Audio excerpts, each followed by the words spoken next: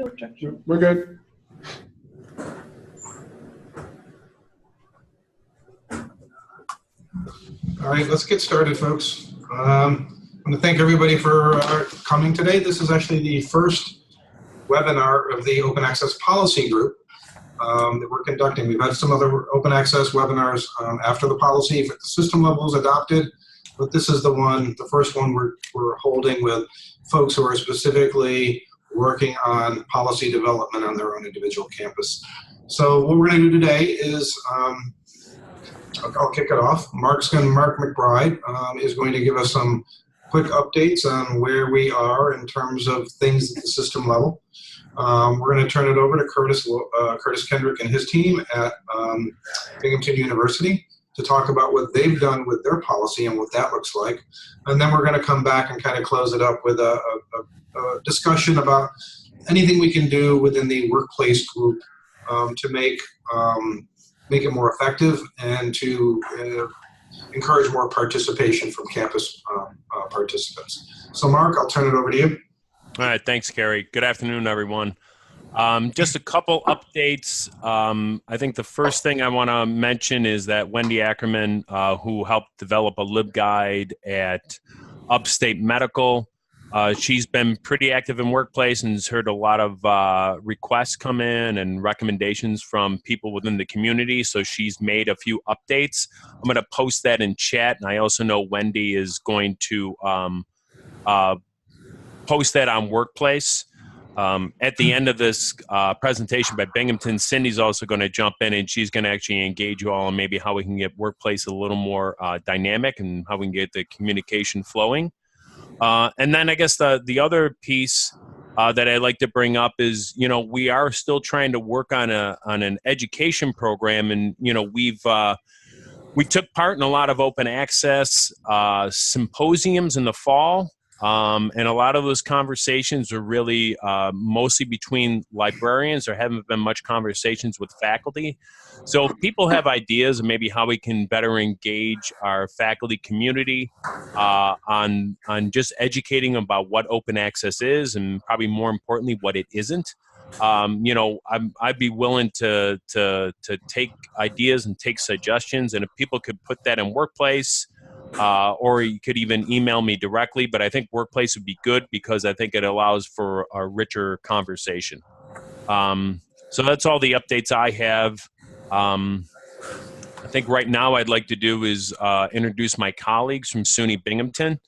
SUNY Binghamton was one of the first campuses to hit the ground running with an open access policy. They adopted one, I believe, in December of 2018. And to present on their open access policy story, the Binghamton story, is Dean of Libraries Curtis Kendrick, Elizabeth Brown, who's the Director of Assessment and Scholarly Communications, and Amy Gay, who is their Digital Scholarship Librarian. They're going to talk about the open access story at Binghamton and be able to answer any questions people might have. So I'll turn it over to my colleagues in Binghamton.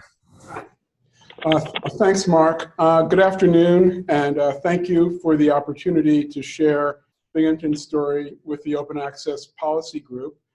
I'm Curtis Kendrick, Dean of Libraries, as Mark said, and I'm joined by my colleagues, Elizabeth Brown and Amy Gay. And we'd like to talk to you about our road to establishing an open access policy at Binghamton University, talk about what we went through, some of the challenges we faced, and how we confronted them. To start, first, we'd like to talk a little bit about Binghamton and our libraries. So Binghamton was recently awarded a very high research activity designation by Carnegie, basically formally an R1 status. Our university is arranged in schools or colleges. We have 6 plus the graduate school. We have just over 1,000 faculty, about 17,000 students, 13.5 thousand undergraduates, and the rest graduate students. Our one-year retention rate is about 91%, and we have an 83% 6-year graduation rate. Our library, we have about 30 library faculty, and our budget is running about $13 million a year. for a library. One aspect of the Board of Trustees open access policy is a requirement for campuses to either have an institutional repository or to have access to an institutional repository. Prior to the board policy going into effect, Binghamton already had a piece of this infrastructure. We have had an institutional repository for a few years. Amy, can you talk a little bit about our institutional repository? Yeah. So it launched in 2016, and it is run by bPress on a digital commons platform. And it was originally led by our former faculty and engagement librarian, who, when we originally got this platform, she went out and did a road show to each of the departments to show them just what the institutional repository is and how sharing their material on here and the benefit to them. Now I manage the any of the scholarly publishings that go into it, and that helps manage any of the journals that we can publish on it. But currently, to date, we have about 2,600 total items on the orb.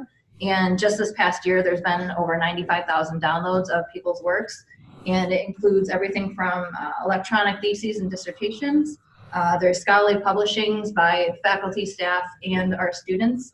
We have other creative works as well, including photo exhibits, and student projects are on here as well. We have the journal hosting, which includes our undergraduate journal on there.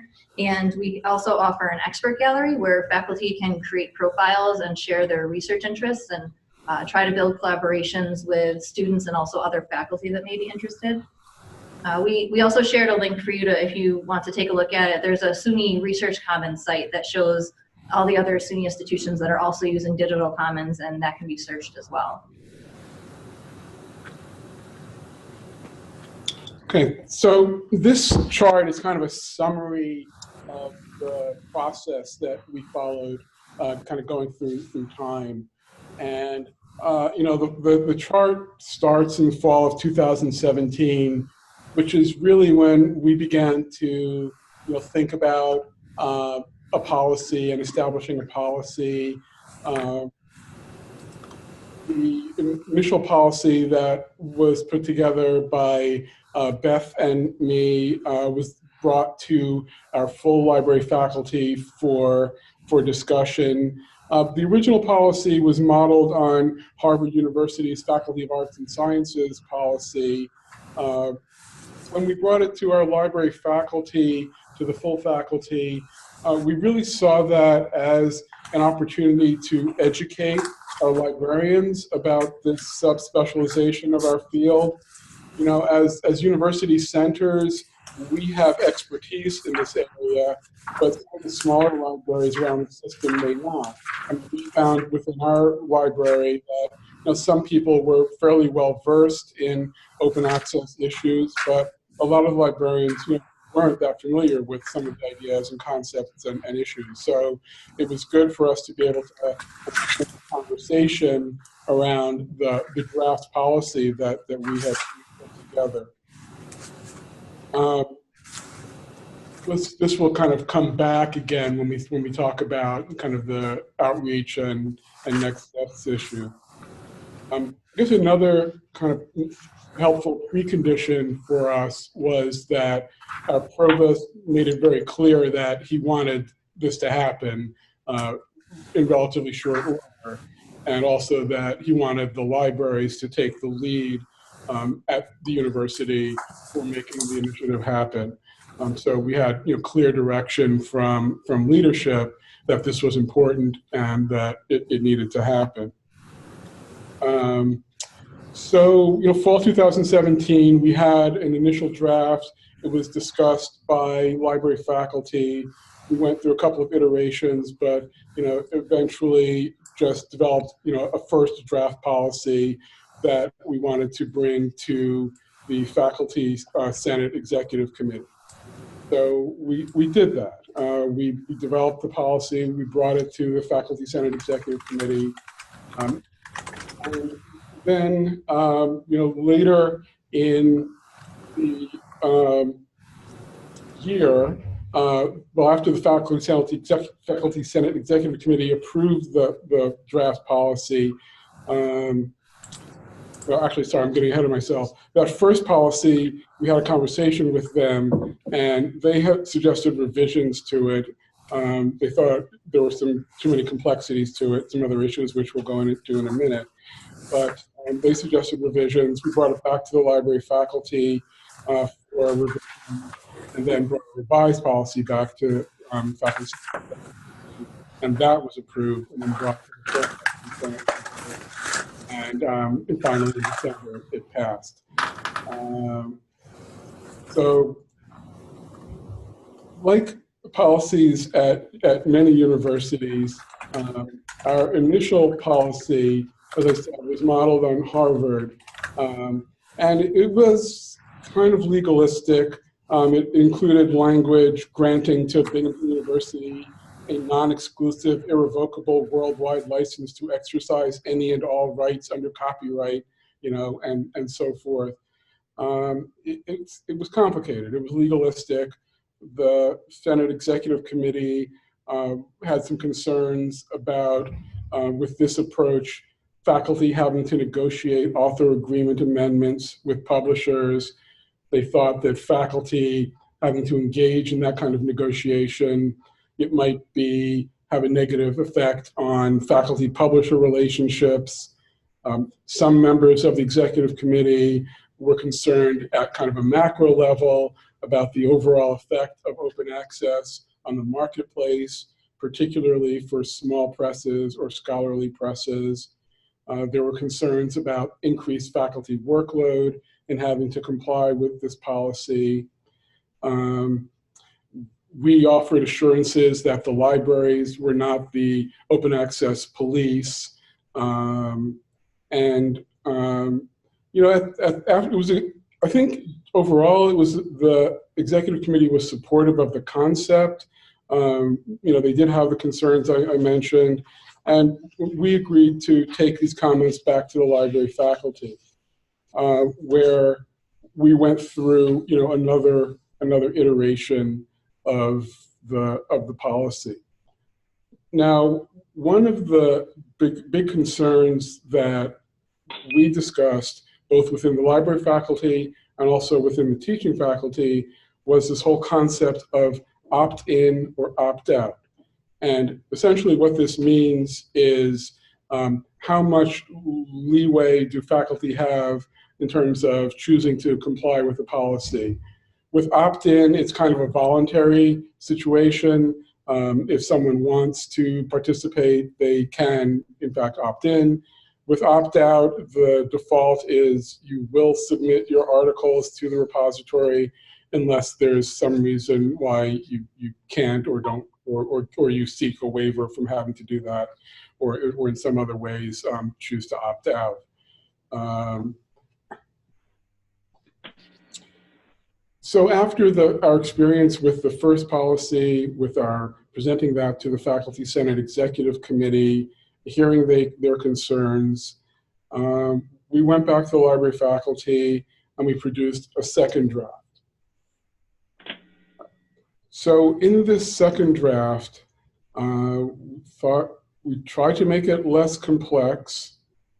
We tried to address some of the concerns that were expressed. We shifted much of the workload to the libraries, and in so doing that, mitigated some of the need for faculty to negotiate author agreements.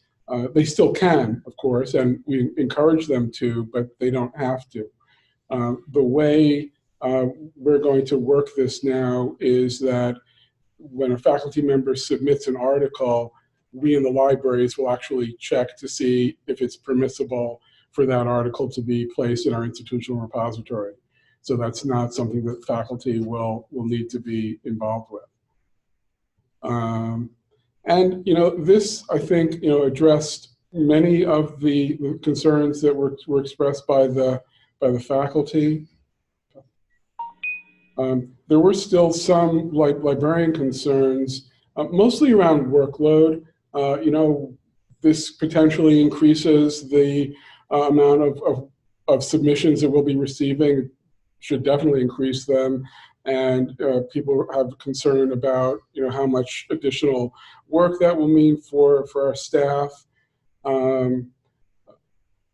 Also, there's a concern that if there's not a lot of adoption of the policy, again, we're not the OA police, but if there's not a lot of adoption, will that reflect poorly upon the libraries if the adoption rate is low?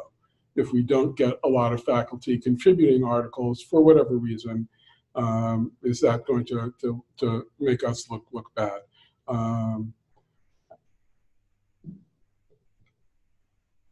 So, those are open questions, and we'll just have to see how that plays out over time. There's a third issue the librarians are concerned with is we haven't committed to doing this yet, but there's been a discussion about the ability of the library to actually track down source works from citations or lists of, or bibliographies that faculty put together. We haven't committed to do that. It might be difficult for us to actually get a hold of the type of material that we'd be allowed to put on our institutional repository. So we're somewhat cautious about going down that path, but it's something that we've thought about. So anyway, back to the narrative. After we developed the second policy draft, we brought that back to the Faculty Senate Executive Committee, and they did approve that. And then it was on to the full Faculty Senate. So we had one meeting where the policy was presented to the full Senate, and I have to say there was fairly limited discussion. We had prepared an FAQ, and that addressed some of the questions that people perhaps would have had. There was some discussion about, what kind of scholarly works we were talking about, what constitutes an article. We didn't want to be too prescriptive. I think our advice was that an article is research that advances human knowledge and that typically but not exclusively might be published in peer-reviewed journals and conference proceedings. So we were vague intentionally because there's variability by discipline. We encourage faculty to consult with their subject librarians if they have questions about that. The full Faculty Senate, had questions about, what constitutes a preprint. Again, there's variability by discipline. Concerns were expressed about impact on the marketplace, about version control. How do they know which version they should be sending us? And it was a fairly good discussion, but again, it was limited, and ultimately there wasn't time to vote at that first meeting with the full Senate, so the agenda item was carried over to the December 2018 meeting of the full Senate. At the December meeting, there was virtually no discussion about the policy, and it passed, I believe, with unanimity. So that's kind of where we've been for the past few months. In between, since then, we've been working on our outreach. The Faculty Senate knows about this, but that's just a small subset of the full faculty at the university. So we've been engaged in a lot of outreach and planning for outreach. Beth, you want to talk a little bit about what we've been doing? Yeah, I'd be happy to. Yeah, so the first outreach event was meeting with the provost, meeting with the deans, which would be a fairly high-level administrative meeting. So the three of us met with the deans and had a small slide deck, customized for that level to talk about the policy. And we had a nice engaged discussion with that group, which was very encouraging. And so three schools at this point have invited us to come and talk at the next lower level. So, again, at each level, you want to customize the slide deck to have information that is, best targeted to that audience. And so from those 3 schools, we've had several more invitations to departments. And so those have, let's see, I don't believe any of those have happened yet, right, Amy? Not till April. Right, so we have some, scheduled later on. And so what we'll be doing is planning for those departmental meetings. And so we try to have a short slide deck of approximately 10 to 12 or 15 minutes. And then we have a supplemental 1-page handout, and we bring our business cards with us. And so, we do address questions that people have at those meetings and follow up with them. I will say that, each time you meet with a group, you have to think about what you have to say and what you want to say to best communicate your message. And so we have, so we're reaching out, and, as these, invitations happen. And so the most recent thing that we've done is we have met with the graduate student organization just yesterday, actually. So it isn't scheduled, it happened. And so we're planning to meet with the graduate student, is it the Senate? What is the name? Or the full graduate student Senate later on in April. And so we'll be discussing having a policy to meet their needs, or looking at their current policy and how that can be used to support their work. And then we're also looking at an assessment plan to review the policy and look and evaluate adoption and workload issues. And so, for us, I think the biggest challenge is because of the amount of publications, published each year, that the workload could be substantial on our library organization. So we want to make sure that ingestion and review and keeping up with a policy is feasible for us. Did you have anything you wanted to add, Amy? No, it's Okay. So I don't. Yeah. So I mean, all in all, I think things went fairly smoothly here at Binghamton. But we also did a lot of prep work to kind of help ensure that things would go smoothly, and put a lot of time in on the front end in having conversations with our library faculty, and working through kind of governance bodies here on campus. The real proof will be what kind of response do we get. Will people start submitting their works to our repository, and we'll have to wait and see how that plays out. But that's our story, and thank you for your attention. And are there any questions? So I've unmuted everybody, so if anybody wants to ask a question, you've got the capability, or you can type it in the chat, your call. And I've already put one question in the chat. We're not seeing chat. So Curtis, I was wondering what your faculty senate said they were concerned about the market impact. What specifically were they concerned about?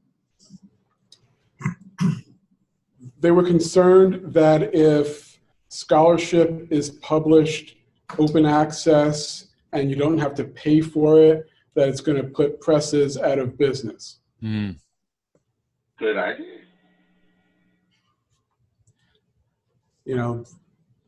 We kind of did get into some of the other economic models that are being used to fund OA, and I think that somewhat helped answer their questions. I've got a question. Go ahead, Mo.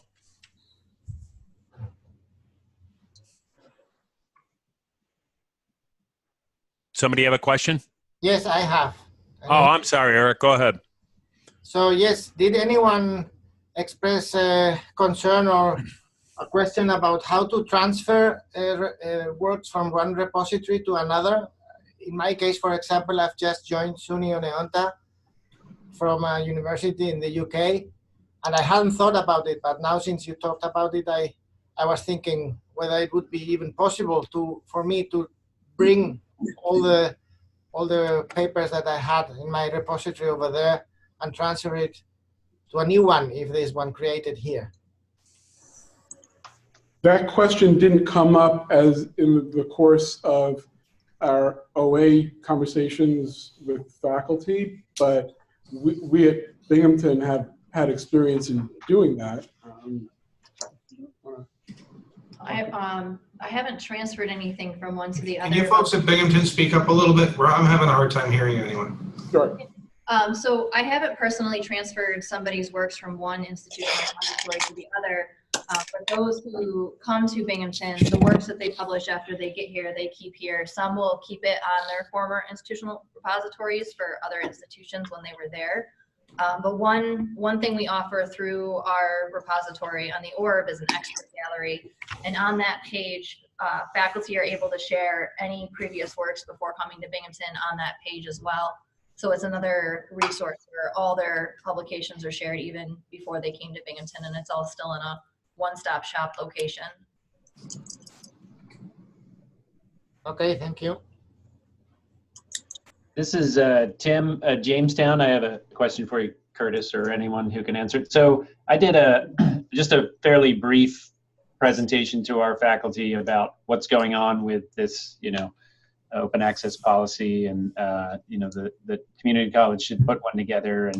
And I got questions about like fees. So I guess some of the models is, yes, you can put it in an open access publication, but there are kind of upfront fees for those kind of things. And I wonder if you had a solution or an idea about that.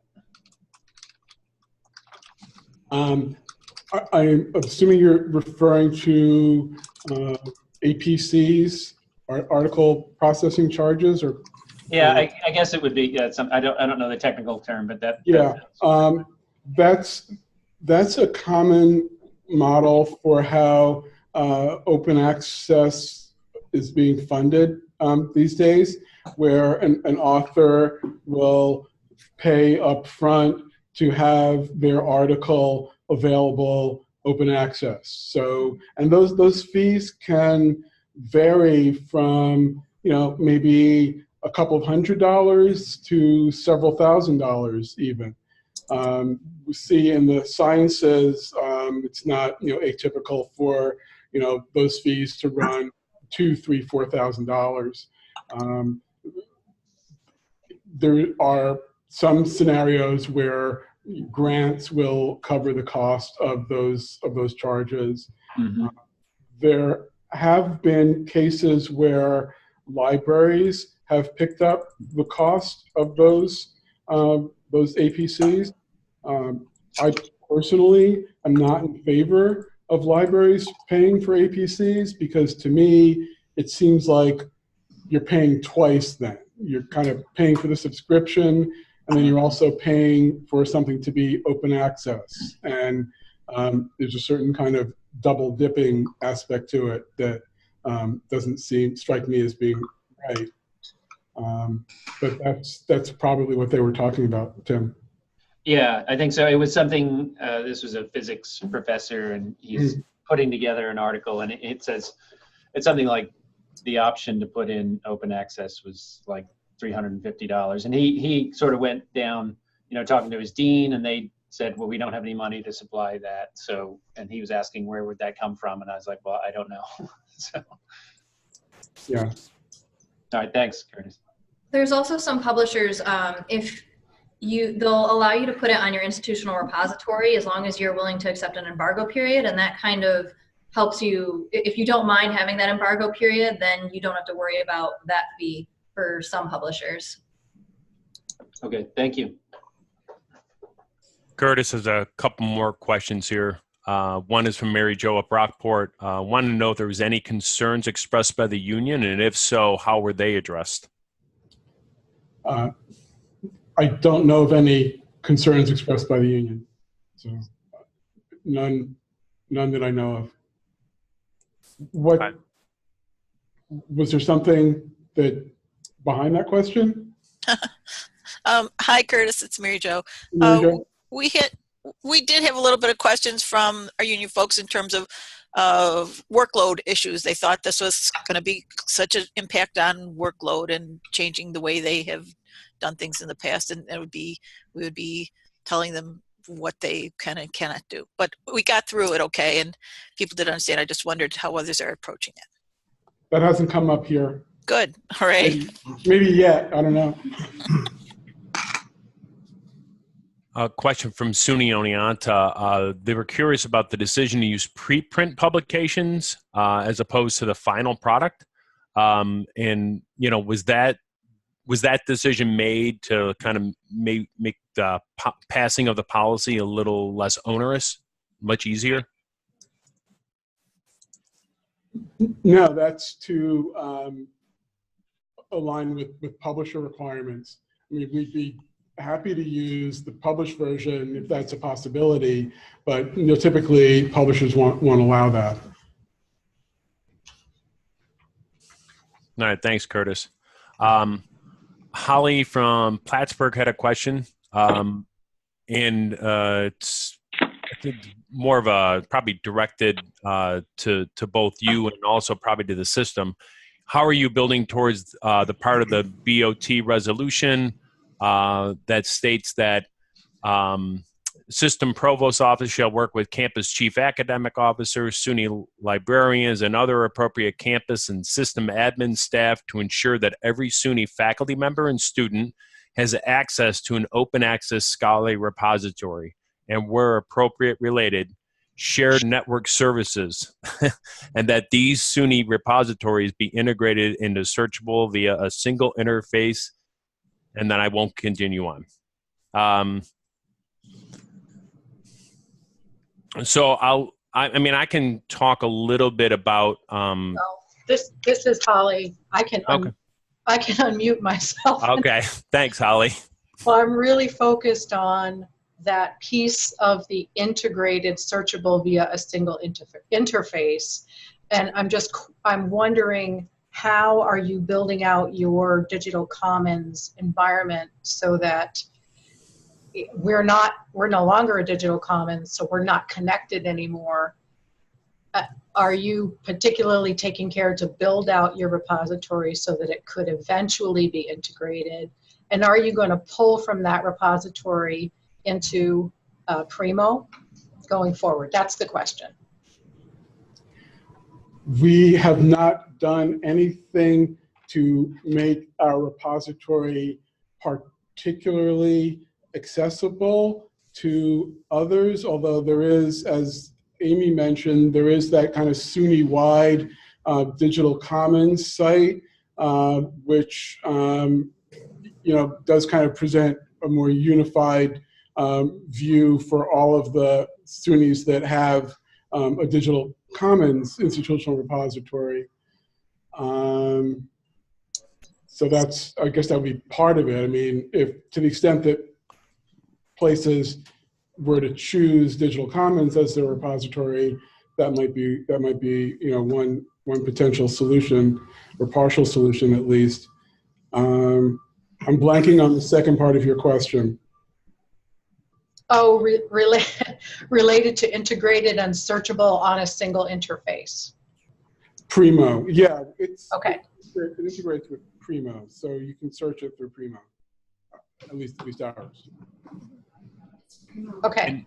And Holly, I'll also let you know that Shannon Pritting, who's leading the LSP efforts, yep. He's you know, he's looking at how Primo can integrate with other repositories across the system, and for most repositories, it won't be an issue, but it's going to be it's going to take, you know, it's going to take some bandwidth. It's going to take some time.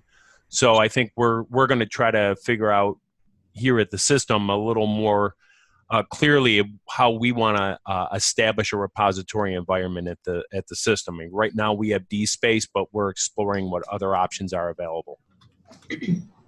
I just want to speak up a little bit. I'll just say that I know that Primo has been integrating other repositories into its interface over time, and so, you know, outside of SUNY, for example. So I don't see any reason why it couldn't happen through Primo for all of the SUNYs, unless they're on a repository platform that just can't be supported by Primo.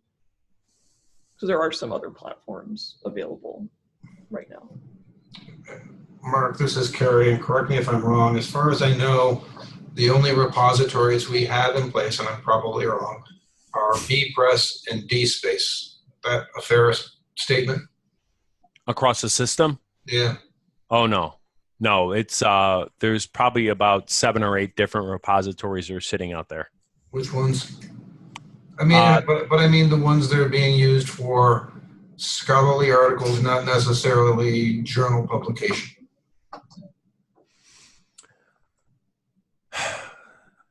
I don't have the answer off the top of my head, Kerry, but I know there are a couple repositories that are in use within the system or kind of almost homegrown.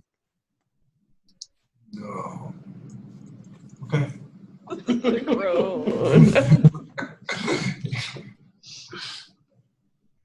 So, I mean, there are some other. That was the comic relief part of the program. There are some other repository platforms, like ePrints is one based out of the UK, and Ubiquity Press is building a repository. So there are some other smaller, Lindora is another one. So there's some other vendors and platforms out there, but I would say generally they do not have as many academic users as bpress and DSpace or Fedora. So Pat has a question as well about the building and maintenance of the repository and the workload on the librarians. And I'm just curious about if one of you could also describe the workflow. Can I just chime in here just quick? Sure. I'm from Empire State College, and we have about 17,000 undergrad students and about 4 librarians. So there's a lot of concern about the ability to build the repository, what to do about it, maintain it, and then the level of responsibility that the librarians may have once this policy goes into effect of sort of not so much policing it, but sort of facilitating the work of getting these articles and these documents into the repository. So I just want a little more information about sort of the time piece of it in terms of how long did it take to build it, you know, the maintenance of it in terms of staffing, how is that really working out?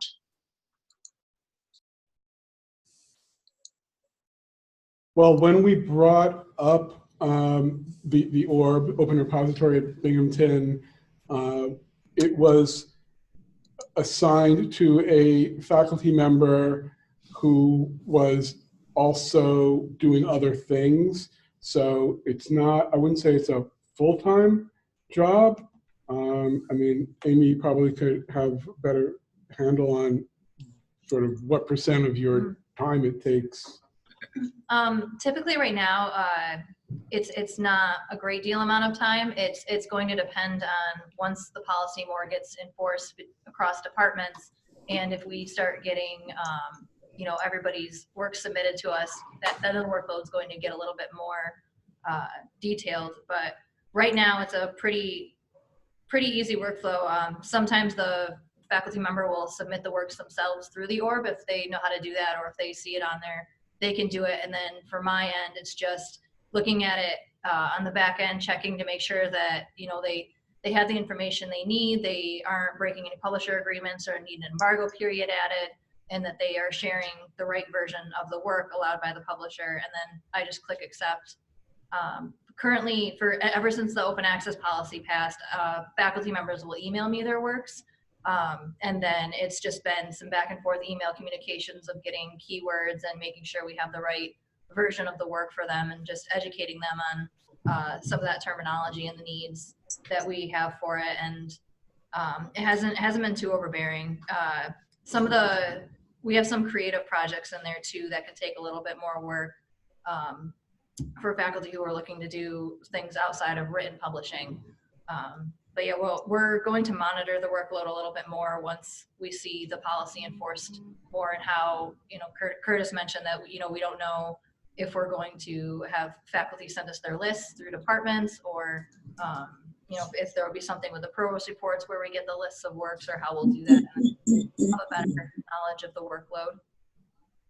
So one thing I will say for the library publishing side is that if you want to have a new journal created or an existing journal transferred from another site, it does take some time to get all of that set up. It doesn't take a full-time workload, but I would say it takes, you know, 10 hours here and there, you know, 1 month or the next month, to make sure that you have documents signed and are working with the faculty members to make sure the interface looks as you would like it to look, and it has the features they'd like to see. I do know other institutions that have had their institutional repositories more established for a longer period of time. They do have typically 1 or 2 people that handle it, and they either are larger institutions or they're getting more traffic on it. And so, you know, it's something we'll just have to think about, and other institutions will have to think about as it goes forward. But I think it'll be just a work in progress at the start. Yeah, and one of our assessment questions is we're going to try to estimate the amount of time it takes to ingest an item and load it to the repository.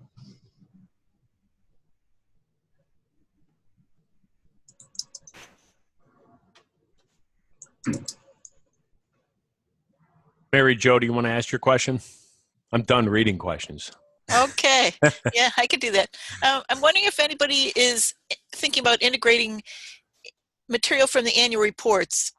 For example, we're using Activity Insight into the repositories as a way to get that workflow on a more regular kind of basis to scrape the annual reports for content.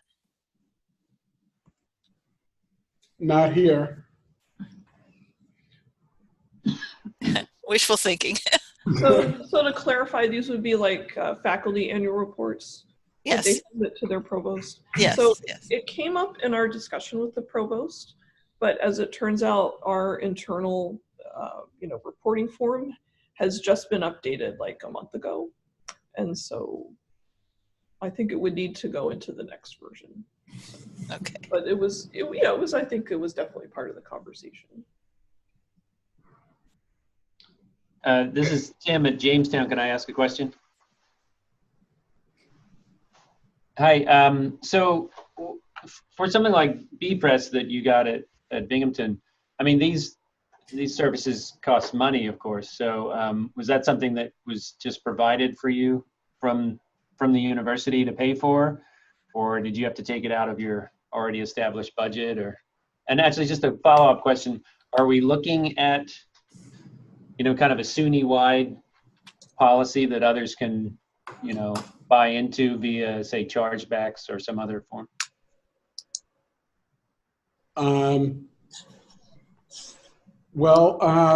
We received a special allocation to purchase digital commons. So it didn't kind of come out of the library's pre-existing budget at the time we got it. So we kind of got new money to pay for it. There is not a clause in our current license that would allow others to piggyback on our license. But that isn't to say that we couldn't put something like that in, or that others don't have that kind of license. Okay. And can I ask how much that costs? I mean, you're on a big, but we're paying, I think, about $55,000 a year. Wow. Okay. Curtis, this is Maureen. As part of your assessment program, would you be looking in at what the cost of these products or platforms are versus what services you get from the vendor, and if you did not get these services from the vendor, what you would need to internally acquire via staff? Or would that be an assessment review? I mean, I know that these things are expensive, but in the case of bpress, they do provide a lot of services. And if you don't have those types of services from the vendor, then either you don't provide those services, or you have to then figure out how to get them in some other, from some other way. Maureen, I think that would be more a part of an assessment of, do we want to stay with digital commons or go in a different direction, as opposed to an assessment of kind of how the OA policy is working.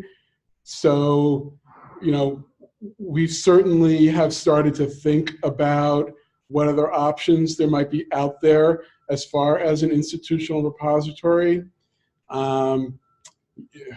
right now, we're not really in a position where we would have the staff capacity to kind of launch into an investigation of what options there are. I mean, we're kind of busy with ALMA and other related things. So we're not really looking at alternative IRs right now. But as many are, we're concerned about the purchase of BPress by Elsevier, and over the long term, would like to see what other choices there are out there. One of the things that's very attractive about Digital Commons is publishing platform, and we're now hosting what, five journals, and so that's not a service that will necessarily be part of an IR. So if or when we do start to look at options, that's going to be an important consideration, and we might need to unbundle that function from the IR and look at IR activity and then something else for publishing services. But we're not in that place right now where we're really thinking about alternatives for Digital Commons in any really meaningful way.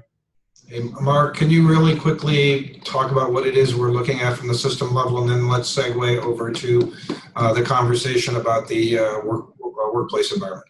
Sure. So Maureen, who was just talking, asked Curtis a question, is kind of leading an effort to look at the entire marketplace, which is oftentimes referred to as like the research life cycle or the research workflow.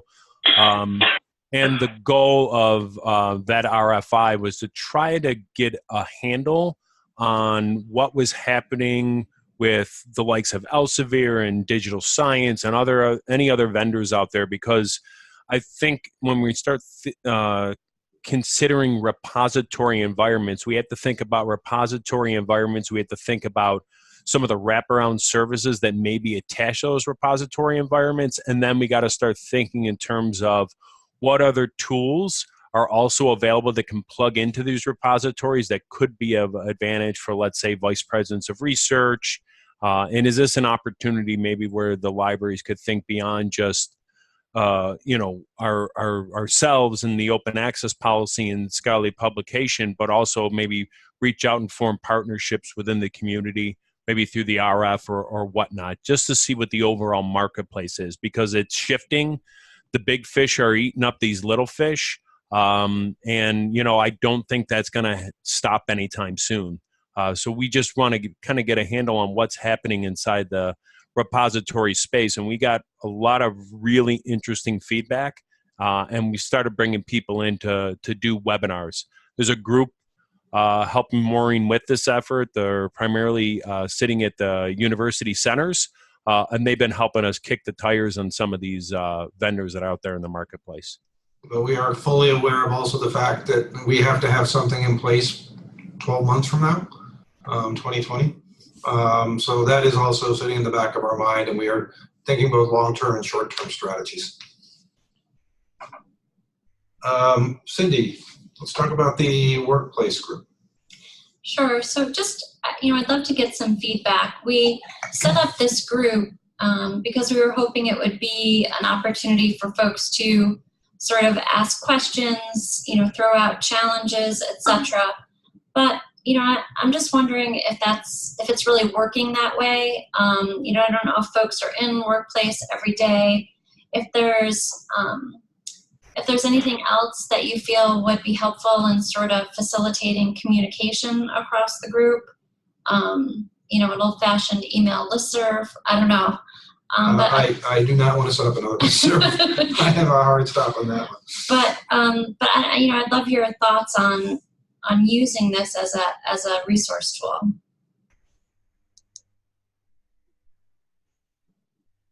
This is Tim. I've used it a little bit. I don't usually spend much time in in workplace, but I don't know. I find it useful. You can post questions. People usually get back to you, and it's good to check in every, once a week or so to go through and see what's going on. I certainly think it's great. I don't want to be on another listserv either. So.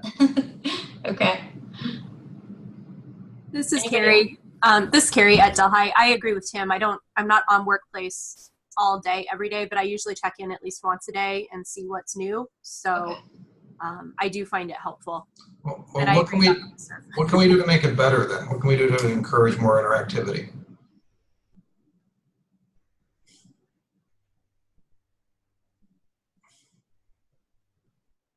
I think it's Carrie again. I was just saying, I think some of it's just a change of culture. Getting used to going there and interacting. I see some groups that are very active and some groups where there's not much happening. So I think that could be part of it. Yeah, that's true.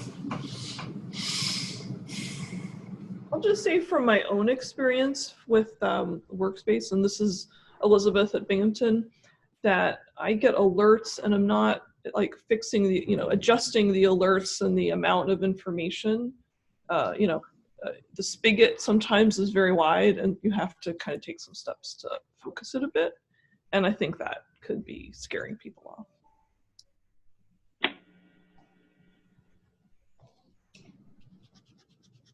You mean because you're getting so many notifications, or?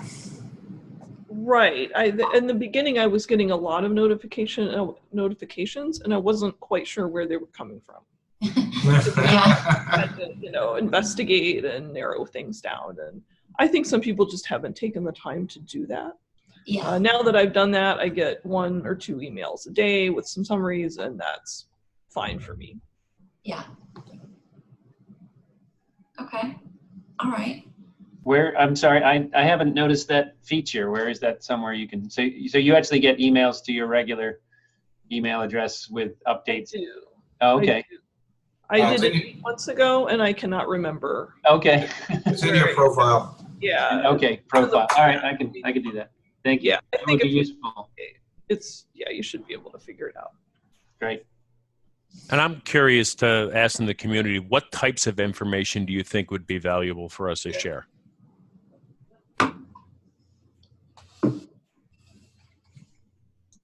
Well, I think it's, from my perspective, it's useful to know what other campuses are doing. So say if somebody else adopts a new policy, or somebody running into roadblocks to a policy or something like that. I think, I posted something because I didn't know if any community colleges had one yet, and it appears that nobody does. So that was useful. So yeah, I think where different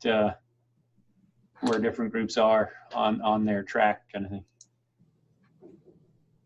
So this is Elizabeth again. I would just agree with Tim, I believe, that when we know when a policy has been adopted by another institution within SUNY, and if there's a link to that policy, that's really helpful.